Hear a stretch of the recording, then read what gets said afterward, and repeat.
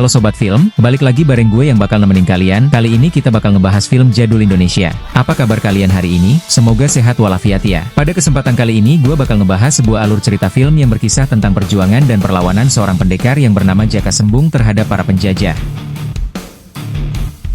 Yang dimana ia pun akhirnya berhasil ditangkap dan dibawa menuju Australia dengan tujuan agar Jaka Sembung tidak lagi melakukan perlawanan terhadap para company.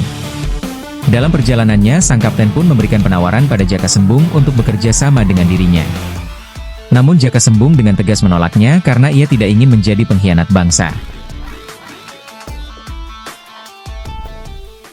Kamu tahu, semua jagoan-jagoan di negeri ini mau bekerja sama dengan kami. Kenapa kamu tidak mau?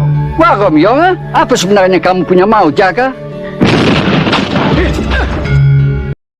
Dan setelah itu tiba-tiba saja badai besar pun datang menerjang kapal dan lalu keluarlah sebuah cahaya yang kemudian berubah menjadi sesosok wanita yang bernama Dewi Samudra yang merupakan penguasa laut tersebut, dan lalu ia pun melepas rantai yang membelenggu tangan Jaka Sembung dan kemudian ia pun menghilang begitu saja. Sementara itu badai pun terus menerjang kapal, sehingga membuat kapal itu pun hancur lebur berkeping-keping dan menewaskan semua awak kapal.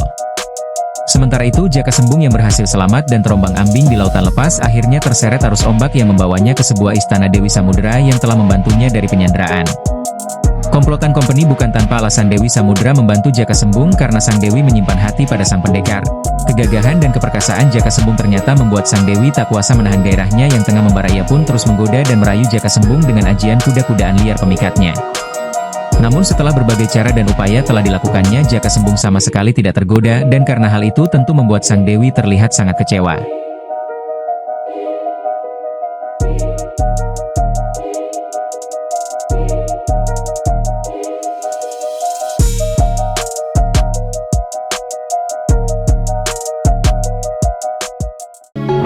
Kau sama sekali tidak menghormati aku sebagai ratu, Jaka.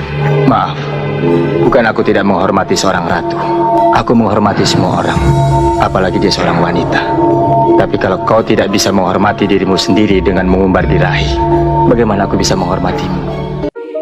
Di sisi yang berbeda, seorang pimpinan company yang mendapati kabar tentang hancurnya kapal pasukannya yang diterjang oleh badai lalu didatangi oleh seorang pendekar yang bernama Ki Bidin yang merupakan antek-antek company. Ia pun lalu mengatakan bahwa kini Jaka Sembung masih hidup dan diselamatkan oleh penguasa Laut Selatan.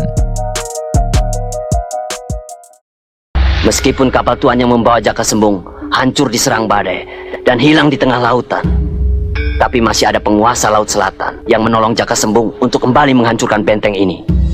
Sementara itu seorang pemuda yang bernama Godin melaporkan tentang tertangkapnya Jaka Sembung pada seorang kiai yang bernama Mustaqim, dan lalu sang kiai pun meminta Godin untuk mengintai markas company dan mencari tahu tentang keberadaan Jaka Sembung.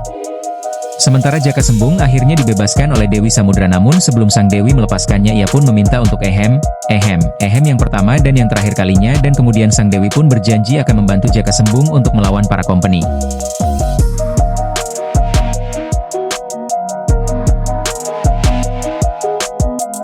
Selamat tinggal, Jaka. Aku akan datang membantumu setiap saat kau dalam kesulitan.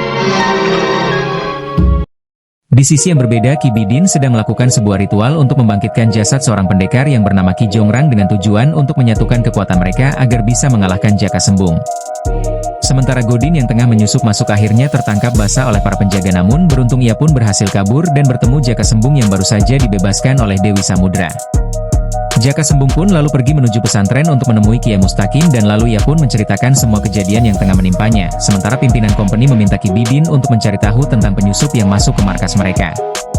Ki Bidin pun lalu mengatakan bahwa penyusup itu adalah santri dari Kiai Mustaqim, dan ia pun meyakini bahwa Jaka Sembung kini telah kembali dan berada di dalam pesantren tersebut.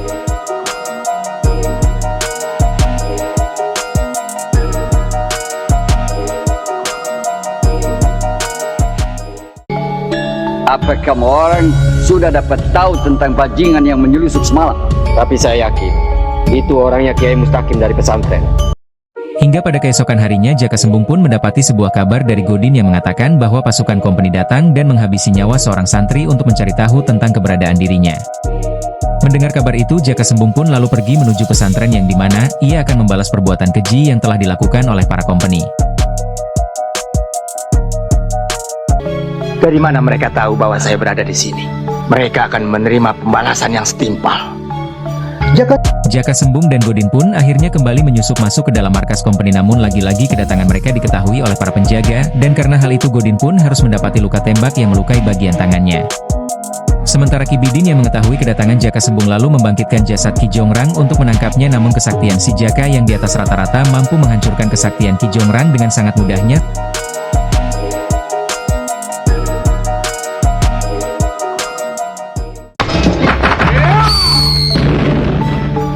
Selain membangkitkan jasad Ki Jongrang, Ki Bidin pun memerintahkan para pengikutnya untuk menculik wanita yang bernama Rahayu yang merupakan anak dari Kiai Mustaqim dengan tujuan untuk memancing Jaka Sembung agar kembali ke markas mereka, dan benar saja setelah ia kembali ke pesantren, Jaka Sembung pun mendapatkan sebuah kabar bahwa kini Rahayu telah diculik oleh para komplotan company, dan lalu Jaka Sembung dan Kiai Mustaqim dan seluruh santrinya pun melakukan penyerangan untuk membumi hanguskan markas company.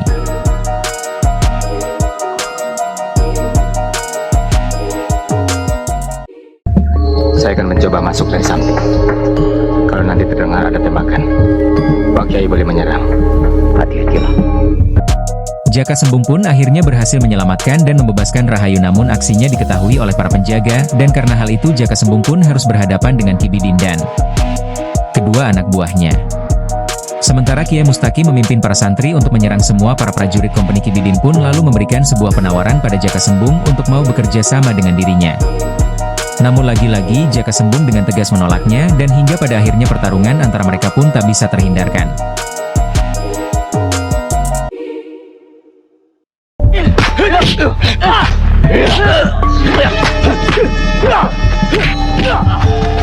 Jaka Sembung pun lalu menyerang Ki Bidin dan kedua anak buahnya dengan segenap kemampuannya. Sementara itu Kiai Mustaqim dan para santrinya berhasil menjebol benteng pertahanan dan melibas habis semua pasukan company. Sementara sang kapten company yang panik akan kekalahan pasukannya lalu meninggalkan medan pertempuran untuk menyelamatkan diri. Kiai Mustaqim yang melihat pelarian itu tak hanya tinggal diam. Ia pun lalu mengejar dan berhasil menghabisi pimpinan company tersebut. Di sisi yang berbeda, pertarungan sengit pun terus berlanjut. Jaka Sembung pun terlihat begitu kewalahan dan harus bersusah payah menghadapi kesaktian Ki Bidin dan kedua anak buahnya, dan di saat dalam keadaan terdesak tiba-tiba saja pertolongan pun datang, yang dimana Dewi Samudra pun datang dengan menunggangi kereta kencana miliknya.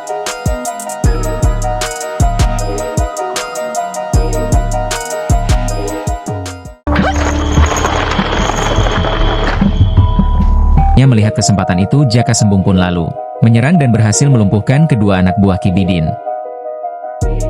Sementara Dewi Samudra yang sangat sakti mandraguna dengan sangat mudahnya berhasil mengikat dan membekukan Ki Bidin dengan ajian kamekamahannya. Melihat hal itu, Jaka Sembung pun lalu mengeluarkan ajian pamungkasnya yang membuat Ki Bidin pun akhirnya hancur berkeping-keping.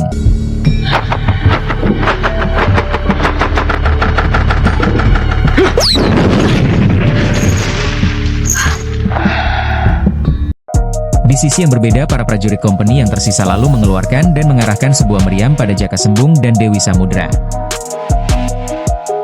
Godin yang menyadari hal itu lalu pergi berlari dan mengorbankan dirinya agar Jaka Sembung bisa kembali melanjutkan perjuangannya.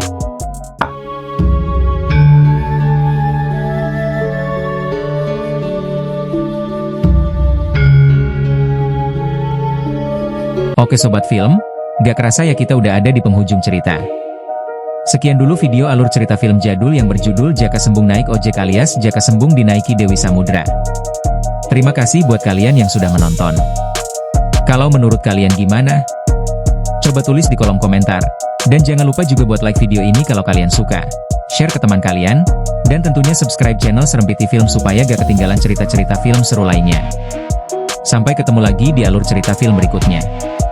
See you Sobat Film.